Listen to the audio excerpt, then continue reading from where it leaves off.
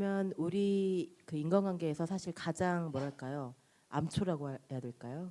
그렇게 말할 수 있는 게 관계의 어떤 장애물이 될 수 있고 암초가 될 수 있는 게 트라우마가 아닐까 싶은데 트라우마가 인간관계에서 어떤 역할을 하는지에 대한 설명을 들어보면 좋을 것 같습니다.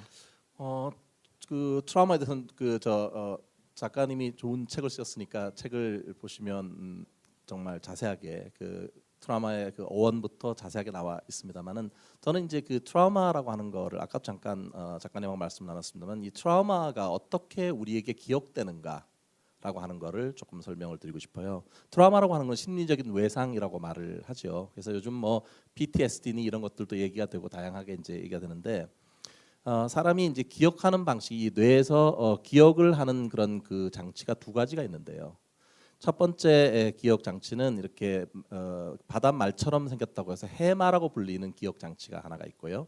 또 하나는 두 번째는 이제 편도체라고 하는 그런 기억하는 곳이 있습니다. 물론 편도체는 감정도 관여를 하지만 무슨 말이냐면 우리가 일반적으로 기억을 하면은 오늘 이제 어떤 내용을 기억을 하려면 저장을 해서 마치 컴퓨터가 세이브를 해갖고 저장을 해갖고 이거를 오랫동안 그 파일로 넣어두는 것처럼 해마에서는 어떤 기억을 하냐면 이 어떤 현상이 일어나거나 사건을 경험했을 때 그 사건을 자기가 소화를 한 다음에 파일을 정리해가지고 장기 기억으로 이렇게 저장하는 거예요. 해마는.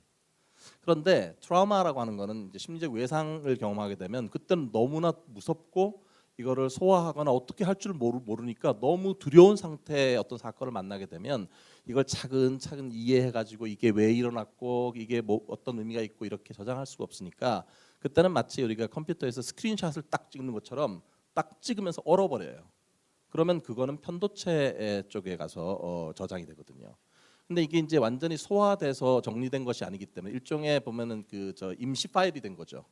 임시 파일인데 사라지지 않는 임시 파일이 돼서 그러면 그 트라우마를 겪었던 그 사건과 비슷한 사건들이 일어나게 되면 그 사건이 다시 떠오르게 되는 거예요. 그렇게 되면 다시 불러오는 거죠. 그러니까 뭔가 예전에 트라우마를 겪었던 대상과 비슷한 사람이 지나간다고 하면 다시 갑자기 또는 그 장소가 떠오르면 다시 올라오는 거죠. 이런 것들이 이제 일종의 재현 경험이라고 합니다. 플래시백이라고 하는데 다시 떠오르게 되는 거죠. 그렇다면 이렇게 임시 저장되어 있는 그리고 나한테 시도 때도 침투적으로 떠오르는 이런 그 심리 외상과 관련된 기억들을 어떻게 하면 우리가 다시 장기 기억으로 자연스럽게 넘어가게 되고 더 이상 그것이 떠오르지 않게 될 수 있는가? 그 사이에는 아까 말씀하신 것처럼 이거를 저희가 충분히 소화하고 이해해서 저장하려고 하는 그런 그 과정이 필요한데 이 과정이 그냥 가만히 이루어지는 건 아닙니다. 그 트라우마에 대해서 왜냐하면 피하고 싶기 때문에 자꾸 몰다 보면은 그거를 소화하고 저장해서 기억할 수 있는 기회가 없기 때문에 그게 두렵지만 나이가 들어가면서 그거에 직면을 하고 아 그때 내가 이거를 나는 그때 어떻게 할 수가 없었다. 정말 자기 어떤 그런 것에 대해서 자책하는 마음도 좀 더 낮출 수도 있어야 되고 여러 가지 그 상황을 이해하는 것들도 있어야 되고 또 여행도 가고 사람도 만나고 다른 사람의 조언도 듣고 이 과정을 거치면서 이 안에서 소화를 해야 되는 것이죠. 그러니까 어떤 트라우마를 겪었을 때 그게 이제 필요하고 또 하나는 이제 트라우마를 겪은 어떤 그 끔찍한 사건이나 이런 걸 직접 겪었을 때 주변에 계신 분들이 어떻게 하느냐가 그때 중요해요. 그러니까 만약에 어떤 뭐 천재지변이 생겨서 지진이나 사람이 죽고 막 이런 거를 지켜봤다 만약에 그러면 그때 이 그 짧은 그 순간이지만 그때부터 시작해갖고 3개월 이내에 이 사람이 어떤 경험을 했느냐가 그게 트라우마가 얼마나 오래 가느냐에 영향을 줍니다. 그러니까 되게 트라우마를 겪으면 사람은 두 가지 방향으로 반응을 하는데 하나는 감정이 불안정해갖고 갑자기 막 어떻게 할 줄 모르게 되는 그런 상태가 한 가지가 있고 두 번째는 어떤 분들은 오히려 자기 동굴로 숨어들어 버려요. 마치 무감각해지는 것처럼 마비된 것처럼 그걸 얘기를 못하거나 갇히는 거거든요.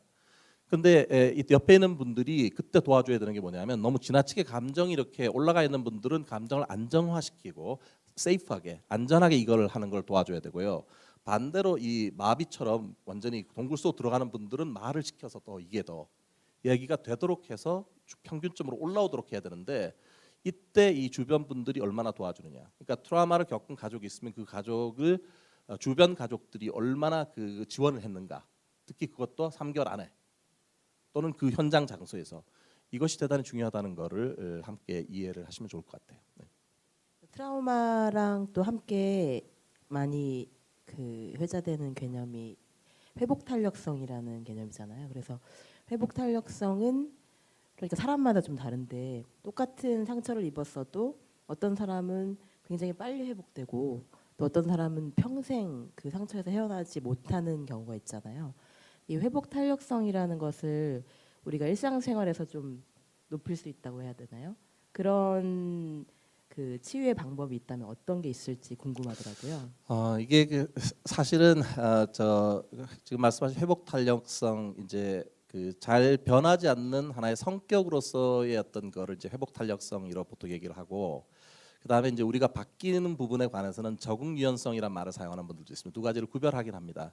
그러니까 하나의 어떤 잘 바뀌지 않은 특질로서의 회복 탄력성, 성격적으로 그거는 잘 안 바뀌어요. 왜냐하면 유전적인 부분도 있고 타고난 성격이기 때문에. 근데 이제 이 변화 가능한 적응 유연성의 측면에서 지금 말씀하신 거는 제 생각에는 이 변화라고 하는 거에 대해서 이 열린 마음을 가지는 게 필요한데, 많은 분들은 이게 이제 어떤 자기 성격 같은 것들이 마음에 안 들거나 뭐 상황에 대해서 잘 대처를 못했으면 이걸 이런 성격 싫어, 나는 이렇게 소심한 성격 싫어, 나는 좀 더 적극적인 성격으로 바뀔 거야, 이렇게 해서 이걸 바꾸려고 노력하는 분들이 많은데 그 경우는 대부분 실패하게 됩니다.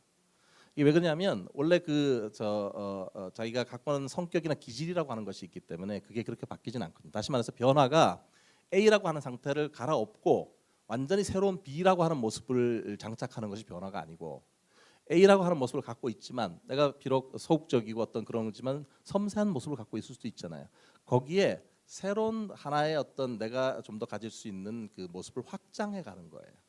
그러니까 모든 면에서 다 소극적인 것이 아니라 어떤 측면에서는 좀 더 적극적인 모습도 배워가는 것이고, 그전에는 사람들을 낯가림을 많이 하고 주로 많이 만나진 않지만 나랑 좀 더 친한 사람들 사이에서는 조금 더 얘기를 더 해보는 활발한 연습을 한다든지, 이렇게. 그러니까 자기가 이제 마치 우리가 땅 따먹기 하는 것처럼 하나에서 조금씩 더 이걸 확장해 가는 것이 가능하거든요. 근데 이제 지금 말씀하신 회복 탄력성이나 이거가 있으면 참 좋을 것 같은데, 한 가지 저는 제안하고 싶은 것은 동일한 사건을 보더라도 여러분 생각하시는 것처럼 왜 물컵에 반 정도 물이 차 있으면 어떤 사람은 반이나 남았다고 생각하지만 어떤 사람은 반밖에 안 남았네 이렇게 생각하지 않습니까? 그것처럼 동일한 그거를 바라보더라도 사람들은 되게 다른 반응을 보이는데, 항상 보면 어떤 사람이 공부를 열심히 해요. 그런데 두 가지 스타일의 사람이 있습니다. 하나는 공부를 열심히 하는데 성적 안 나오면 혼날까봐 공부 열심히 하는 사람이 있고, 또 어떤 사람은 내가 정말 공부가 좋아서 공부를 잘하고 싶어서 공부를 열심히 하는 사람이 있지 않습니까? 저는 전자의 경우에는 설령 성적이 잘 나왔다고 하더라도 행복하지 않은 것 같아요. 오히려 후자 같은 경우에는 자기가 다시 말해서 마이너스를 피하려고 행동하는 것보다는 플러스를 더 얻으려고 하는 행동이 훨씬 더 우리에게 아까 말씀하신 회복 탄력성이나 이런 것들을 더 강화시켜주는 그런 측면이 있어서 많이 얘기되는 것처럼 내가 잘 못하는 거에 가득 늘 그 생각하면서 비탄에 빠져 살 수도 있지만 내가 좋아하는 것, 내가 사랑하는 것, 그리고 내가 잘할 수 있는 것, 이것을 더 생각하는 것, 그거를 하나씩 해보는 게 중요하지 않나 싶습니다. 아까 회복 탄력성 말씀하셨지만 사실 트라우마를 경험하게 되면은요, 그 심리 외상을 경험하면은 사람들이 되게 흔히 일반적으로 보이는 반응은 뭐냐면, 기본적으로 만약에 우리가 이 정도 그 기능하는 수준이 만약에 평상시가 100이었다면 트라우마를 겪으면 거의 한 30 이하로 떨어지거든요. 확 떨어져서 보통 사람들은 한 6개월 정도가 지나게 되면 그 중에 한 80 정도까지는 회복이 돼요. 자발적으로 회복이 되는데, 그 트라우마가 만약에 해서 끝도 없이 마치 추락하는 것이 날개가 없는 것처럼 계속해서 가라앉는 분들도 있거든요. 그것이 6개월이 아니라 훨씬 더 오랜 기간 동안 이렇게 내려가는 경우가 있는데, 그럴 경우에는 침투적인 사고 때문에 그래요. 머릿속에서 생기는 일종의 브레인에 생기는 생각들을 멈추질 못하는 거예요. 브레인 스탑이 안 되는 거죠. 그렇게 되면 계속 파고들기 때문에 그게 칼끝처럼 계속 이렇게 파고들 수가 있어요. 그때는 도움이 필요한 때이고, 실제로 많은 그 상담이나 이런 거를 통해서 그것이 많이 호전된 그런 케이스들이 많이 있습니다. 그리고 또한 놀라운 건 뭐냐면, 어떤 분들은 이 트라우마를 잘 극복하게 되면 원래는 100 정도의 어떤 그런 그 기능 수준을 보였는데 이 트라우마를 극복한 후 마치 비 온 뒤에 땅이 굳는 것처럼 120의 기능을 보이는 분들이 있어요. 그래서 그거를 저희가 이제 외상 후 성장이라는 이름으로 실제 학술 용어가 있습니다. 그래서 최근에는 미국에 있는 교수들이 외상 후 성장이 어떤 과정을 통해서 일어나는가 하는데, 이 침투적으로 생기는 이 생각, 침투 사고라고 하는 머릿속을 우리가 떨쳐내지 못하는 생각들을 그 안에 아까 말씀하신 것처럼 여러 가지 도움을 통해 가지고 이 안에서 이걸 소화해 풀어가는 소위 마음을 풀어가는 과정, 이 과정들을 하게 됐을 때는 오히려 삶에 대한 새로운 관점과 새로운 어떤 성장 지혜를 얻게 된다는 거거든요. 그러니까 충분히 좋아질 수 있습니다.